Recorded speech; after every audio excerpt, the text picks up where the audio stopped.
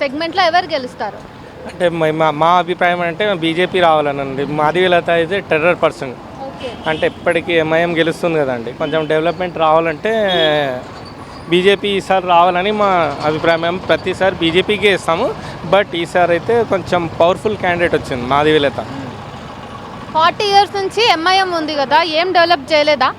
ఇక్కడ ఏం డెవలప్మెంట్ అయింది మీరే చెప్పండి. మీరు ఓల్డ్ సిటీ వెళ్ళి చూడండి, ఎక్కడైనా వెళ్ళి చూడండి, అసలు డెవలప్మెంట్ అనేది లేదు ఇక్కడ. ఎంపీ ఎలక్షన్స్ పట్ల నా లైఫ్లో నేను చూసినప్పటి నుంచి మాధవీలత లాంటి హైదరాబాద్ ఎంపీ క్యాండిడేట్ ఎవరు లేరు, రాలేదు. ఇంత పవర్ఫుల్ క్యాండిడేట్ ఎవరు రాలేదు. ఎవరు వచ్చారు బట్ ఇంత పవర్ఫుల్ ఎవరు లేరు. ఇప్పుడు మాధవీలత వస్తే అంటే బీజేపీ గెలిస్తే హిందూ ముస్లిం అని గొడవలు అవుతాయని అంటున్నారు కదా. సెంటర్ మీరు ఒక్క మాట చెప్తున్నారు, హిందూ ముస్లిం గొడవలు అవుతానని చెప్తున్నారు, కరెక్టే. మళ్ళీ యోగి మోదీ ఉన్నారు, ఎలా తీసుకెళ్తున్నారు? వాళ్ళు ఏమైనా గొడవలు చేపిస్తున్నారా?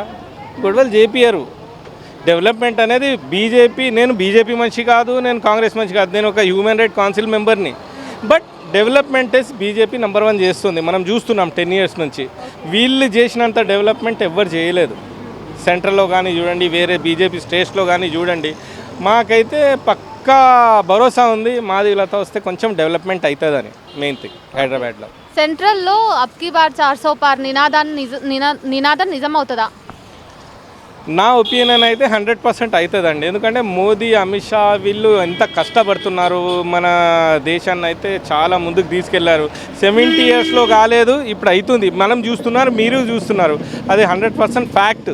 380 అయితే వస్తుందని నా అభిప్రాయం. వస్తుంది, ఖచ్చితంగా వస్తుంది.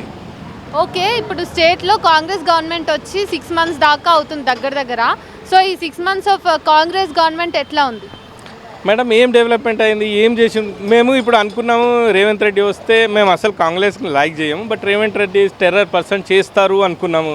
కానీ కేసీఆర్ అంతా చేసినంత కూడా వీళ్ళు చేయలేదు మేడం. ఏం చేయలేదు వీళ్ళు.